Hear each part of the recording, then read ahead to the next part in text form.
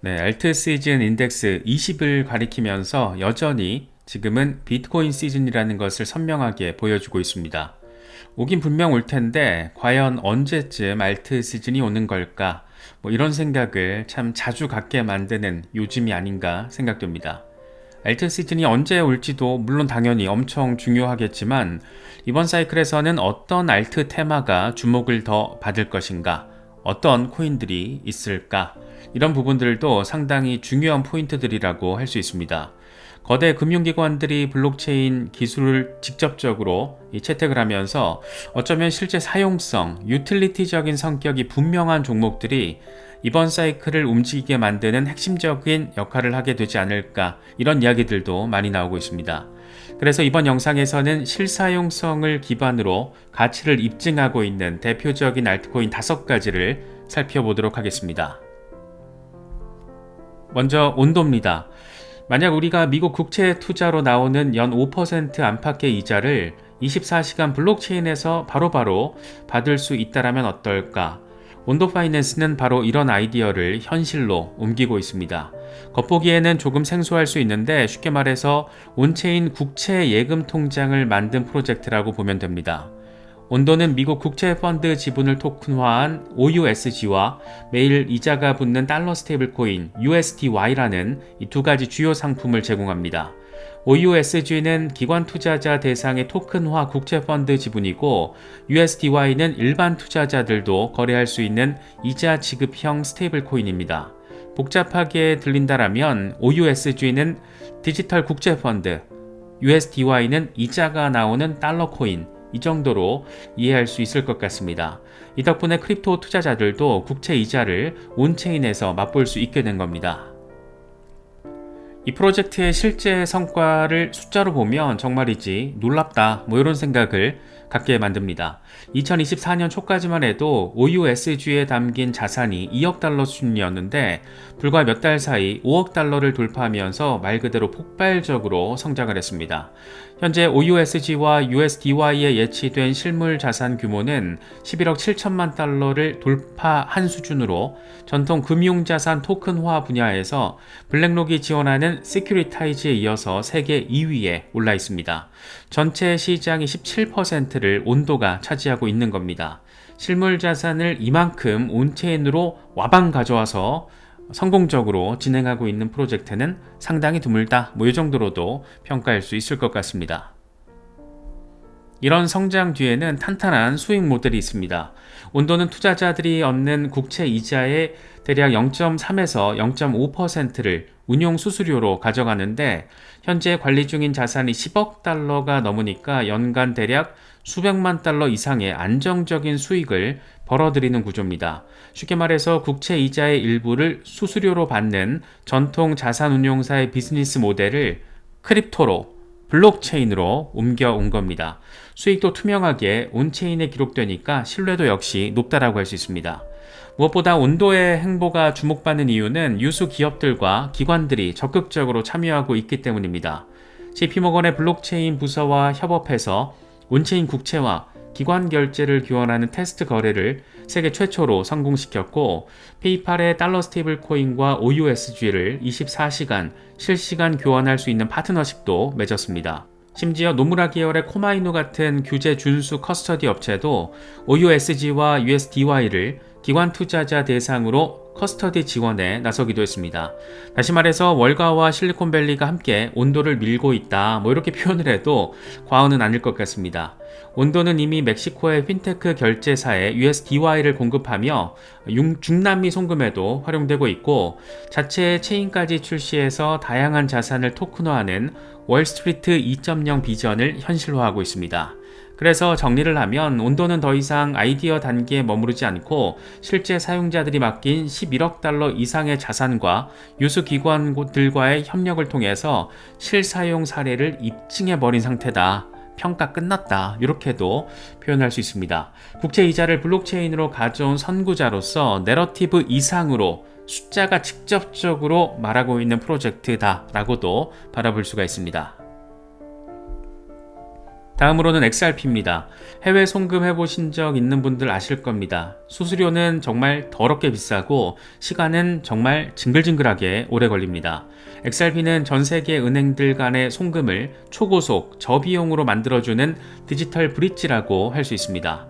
2012년에 찬생해서 10년 넘게 가동 중인 베테랑 블록체인이라고도 할 수 있는데 최근에는 그 진가를 숫자로 증명하고 있습니다. XRP의 가장 대표적인 실사용 사례는 리플의 ODL 솔루션입니다. 이건 은행이나 핀테크 업체가 송금을 할 때 XRP를 중간 매개 통화로 브릿지 커런시로 활용해서 몇 초 만에 국제 송금을 완료하는 서비스입니다. 현재 전 세계 40여 개 국가에 도입되어서 실제로 상용화되어 있습니다. 그 덕분에 리플렛을 통해서 처리되는 결제 규모는 매년 수십억 달러에 이르고 있습니다. 예를 들어서 일본의 SBI 홀딩스, 스페인의 산탄데르 은행, 호주의 노바티, 동남아의 트랭글로 등 글로벌 금융기업들이 리플과 파트너십을 맺고 XRP를 활용한 실시간 해외 송금망을 구축했습니다. 특히 동남아시아와 중남미에서는 이미 XRP 기반의 송금이 일반인 송금 수단으로 쓰이고 있을 정도로 상용화가 아주 잘 되어 있는 그런 상태입니다. 온체인 데이터를 보면 XRP의 네트워크 활발도를 알 수가 있습니다. XRP 레저는 초당 수천 건의 거래를 감당할 수 있는 빠른 결제용 체인인데 현재 일간 약 180만 건 수준의 트랜잭션을 꾸준히 처리하면서 송금뿐만 아니라 덱스 거래, NFT, 토큰 전송 등 다양한 용도로 쓰이고 있습니다. 실제로 2022년 4분기에 XRP 레저에서 분기 동안 1억 600만 건 넘게 거래가 이루어졌고 신규 지갑도 22만 8천 개가 추가됐습니다. 수백만 명에 달하는 전 세계 사용자들이 XRP 레저를 통해서 가상자산을 주고받거나 서비스를 이용하고 있다는 의미입니다. 또 최근 홍콩의 증권형 토큰 펀드나 프랑스의 소시에테 제네랄 등의 어떤 유로 스테이블 코인 발행, 이런 전통 금융권의 자산 토큰 발행 플랫폼으로도 XRP 레저가 채택되는 움직임이 현실화되고 있습니다. 이처럼 오래된 플랫폼이지만 최근 들어서 다양한 실사용 케이스가 꽃을 피우고 있는, 이제 소송 리스크 떼어내고 정말 갈 길 제대로 가고 있는 그런 모습을 보이고 있습니다. XRP의 토큰 이코노믹스도 굉장히 흥미롭습니다. XRP 레저의 거래 수수료는 매우 저렴한데 그 소액 수수료가 소각되는 구조입니다. 사용자가 많아질수록 그래서 XRP 공급이 미세하지만 줄어드는 디플레이션 메커니즘을 가지고 있는 겁니다. 리플사는 과거에 XRP를 기관에 판매한 대금으로 수익을 얻었고 2021년에서 2022년에만 ODL 관련 XRP 판매로 27억 달러 수익을 올렸다라는 리포트도 있습니다.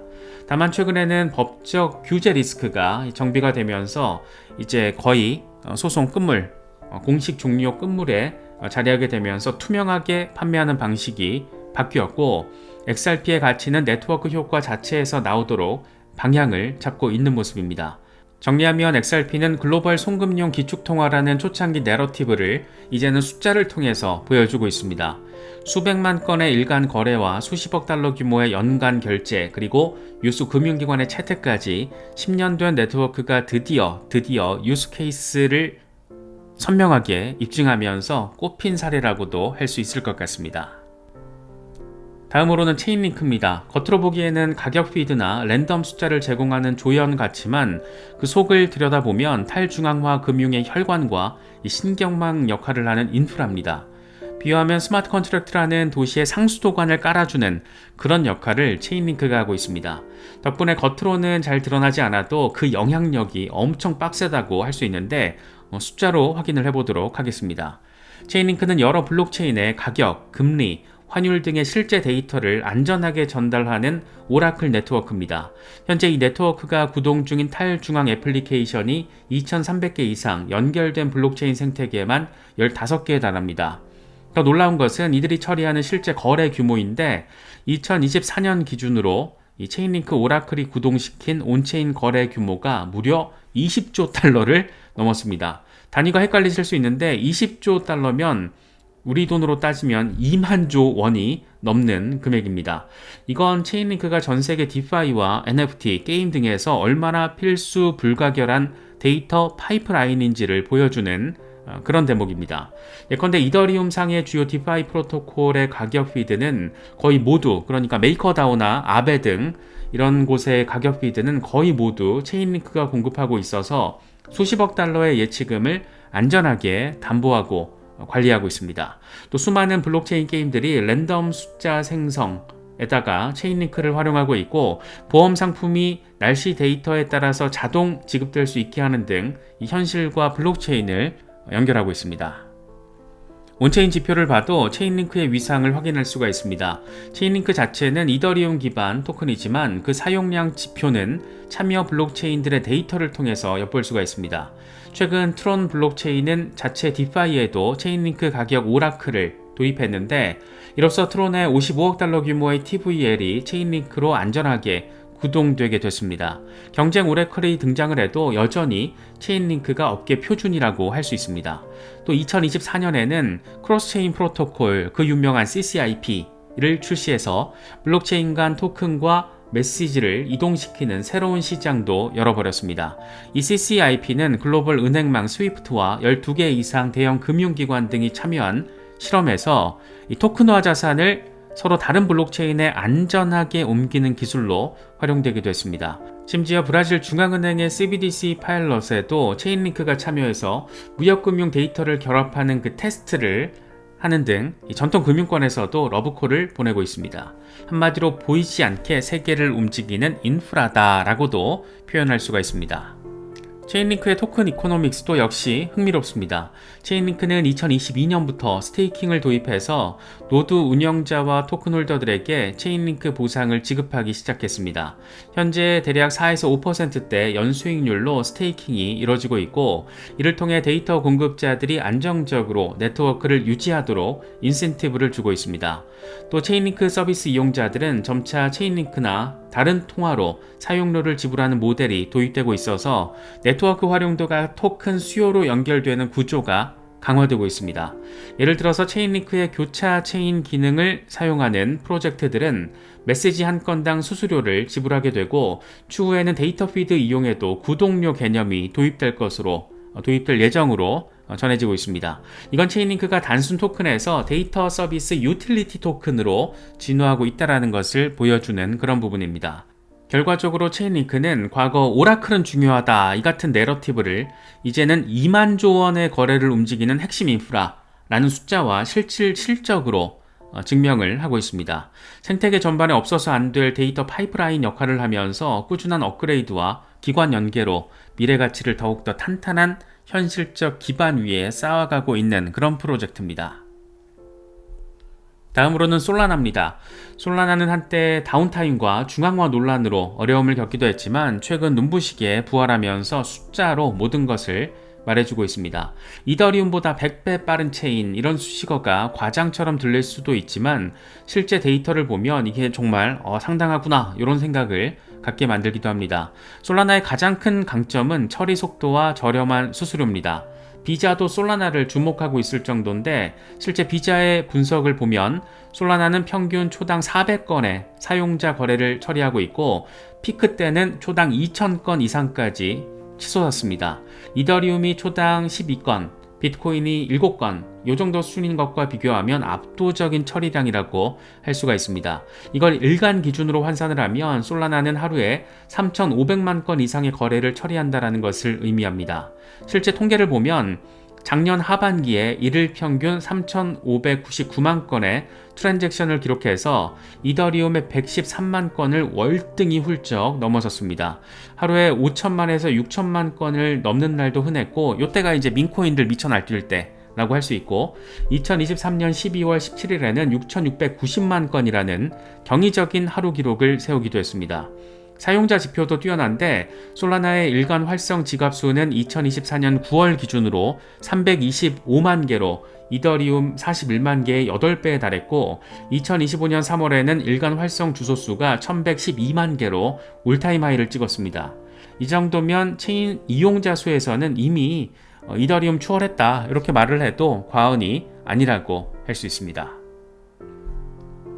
이런 성능 덕분에 솔라나에는 독특한 실제 유스 케이스들이 나타나고 있습니다.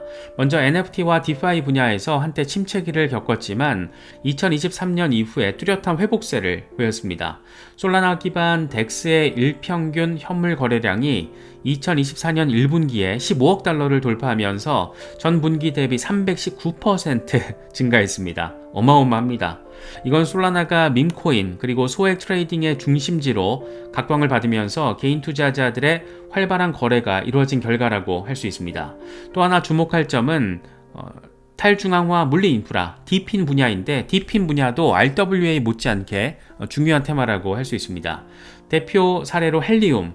이 헬리움은 전 세계에 800만 대 이상의 IoT 기기가 참여하는 세계 최대 분산 무선 통신망으로 불리는데 2023년에 독자 체인을 버리고 솔라나로 완전히 이전해 왔습니다. 그 과정에서 100만 대에 달하는 무선 핫스팟 장비를 NFT로 민팅해서 솔라나에서 관리하게 했습니다. 이렇게 수백만 IoT 센서들의 데이터 전송과 정산이 솔라나 위에서 실시간으로 이루어지고 있다는 것을 의미합니다. 이처럼 솔라나는 금융뿐만 아니라 통신, 게임, 물류 등 현실 세계 인프라와도 연결고리를 넓혀가고 있습니다. 기업과 기관의 채택 측면에서도 솔라나는 흥미로운 발전이 있습니다. 앞서 언급한 비자는 솔라나를 스테이블코인 결제망 파일럿에 활용하면서 솔라나의 기술을 높게 평가했습니다. 비자 입장에서 볼 때도 솔라나의 빠른 확장성과 저비용이 이 결제망 보조로 손색이 없다 이렇게 본 거라고 할 수가 있고 2023년 8월에는 전 세계의 전자상거래 플랫폼 1위 이 쇼피파이가 솔라나페이를 플러그인으로 통합을 했습니다. 이를 통해서 수백만 명의 쇼피파이 온라인 상점들이 USDC 등의 스테이블 코인으로 결제를 받을 수 있는 길이 열렸습니다. 수수료 제로, 거의 즉시 결제가 되는 솔라나의 강점을 전자상거래에 접목시킨 사례입니다.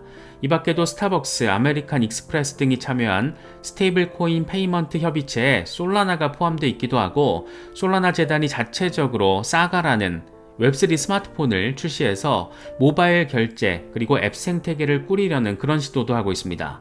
한편 솔라나는 기술적으로도 탈중앙화 지표를 개선해서 현재 1700여 개의 노드 이게 지금 전 세계 36개 나라에 분산돼 있고 나카모토 개수가 22로 상승하는 등 과거의 중앙화 우려를 불식시키는 노력도 이어가고 있습니다. 토큰 이코노믹스 측면에서도 솔라나는 최근 재미있는 전환점에 서 있는 그런 모습입니다.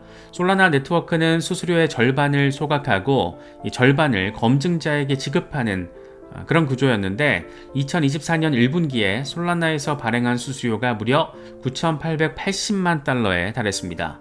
한때 민코인 열풍으로 하루에 490만 달러 수수료가 거친 날도 있었습니다. 이 덕분에 솔라나 토큰은 상당한 양이 소각되며 공급이 줄어들었고 스테이킹 보상과 맞물려서 토큰 경제 선순환을 이루기 시작했습니다. 네트워크 활용이 활발해지다 보니까 수수료 수익이 발생하고 그 일부를 토큰 홀더에게 돌려주고 일부는 공급 감소로 장기 가치를 높이는 그런 구조입니다. 한마디로 사용량이 증가하면 토큰 가치 증가가 될 수 있다라는 그렇게 이어질 수 있는 토큰 이코노믹스 모델을 입증했다라고 바라볼 수도 있습니다. 다음으로는 톤코인입니다. 사실 톤은 이 텔레그램이라는 메신저에서 시작된 프로젝트로 유명합니다. 텔레그램에서 코인을 보낼 수 있다 이런 얘기 많이들 들어보셨을 텐데 불과 1, 2년 사이에 톤이 만들어낸 실제 사용자 기반은 상상을 초월하는 수준입니다. 겉으로는 그냥 텔레그램 앱 같지만 그 속을 들여다보면 5천만 명이 사용하는 거대한 크립토 생태계가 숨어 있습니다. 톤은 원래 텔레그램이 개발했다가 규제로 한 차례 좌절되기도 했지만 오픈소스 커뮤니티가 프로젝트를 이어받아서 더 오픈 네트워크라는 이름으로 재탄생시켰습니다.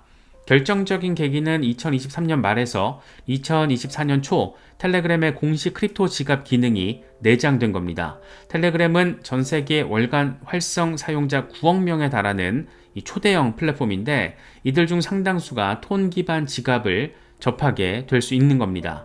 그 결과 2024년 말에 톤 블록체인의 지표는 폭발적으로 성장했는데 일간 거래 건수가 100만 건에서 500만 건으로 5배 급증했고 활성 주소 수도 120만 개 넘게 늘어났습니다. 톤체인의 TVL 역시 2023년 가을에 1,400만 달러에서 2024년 7월에는 3억 8,600만 달러까지 폭증했습니다. 말 그대로 초고속 성장을 해버린 겁니다. 2024년 12월에는 수많은 텔레그램 봇들과 커뮤니티 토큰 열풍으로 하루 활성 지갑이 폭주했는데 이후에 일시적인 조정으로 90% 이상 활동량이 줄기도 했습니다.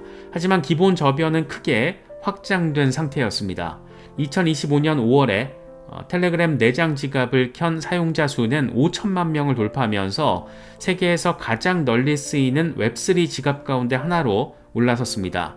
톤 블록체인의 누적 생성된 지갑 주소는 4천만 개를 넘었고 지금도 꾸준히 증가하고 있습니다. 이 모든 게 불과 2년도 안 되는 그런 사이에 벌어진 일들입니다. 톤이 이렇게 사용자층을 넓힐 수 있었던 비결은 텔레그램 앱에 자연스럽게 녹아든 UX에 있습니다.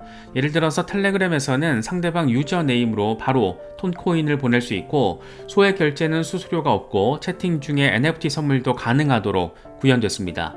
복잡한 지갑 주소 대신 익숙한 채팅창 인터페이스로 코인을 주고받을 수 있으니까 일반 사용자들도 블록체인이라는 의식 없이 쓰게 된 겁니다.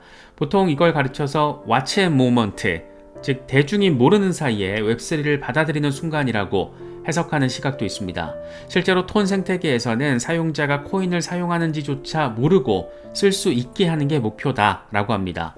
예를 들어서 2024년 텔레그램은 톤으로 광고 수익을 분배하는 프로그램을 도입했는데 크리에이터들은 자신이 받는 보상이 그냥 텔레그램 포인트인 줄 알지만 사실은 톤 토큰이었던 그런 방식입니다. 이렇듯 일반 사용자 모르게 크립토를 보급하는 전략이 주요했다라고도 바라볼 수가 있습니다. 톤 프로젝트의 실사용 사례는 텔레그램 지갑 말고도 다양합니다. 텔레그램 오픈 네트워크 위에서는 이미 여러가지 봇 그리고 미니 애플리케이션들이 돌아가고 있는데 사용자들이 그룹 채팅에서 활용하는 거래 봇들이 톤체인에서의 스마트 컨트랙트로 작동하고 있습니다. 한 가지 재미있는 사례로 낫코인이라는 텔레그램 봇 게임은 탭투언이라는 혁신적인 채굴 모델을 도입해서 폭발적인 인기를 끌었고 이 토큰 보유 지갑 수가 시바이누 같은 유명 밈코인을 넘어설 정도가 되기도 했습니다. 또 다른 게임 햄스터 컴뱃은 활발한 참여로 이 모바일 인기 게임 캔디 크러쉬보다 더 많은 월 활성 이용자를 끌어모았다. 이런 얘기도 나왔습니다. USDT 스테이블 코인을 톤 블록체인에서 활용할 수 있게 한 것도 주목할 만한 부분인데 이를 통해서 전 세계 텔레그램 사용자들이 달러 스테이블 코인을 손쉽게 주고받을 수 있는 길이 열린 겁니다. 즉 톤은 자체 토큰, 톤코인뿐만 아니라 실생활에 바로 쓰이는 달러 토큰까지 아우르며 메신저 속 이 종합 금융 플랫폼의 면모를 하나하나 갖춰가고 있는 그런 모습입니다.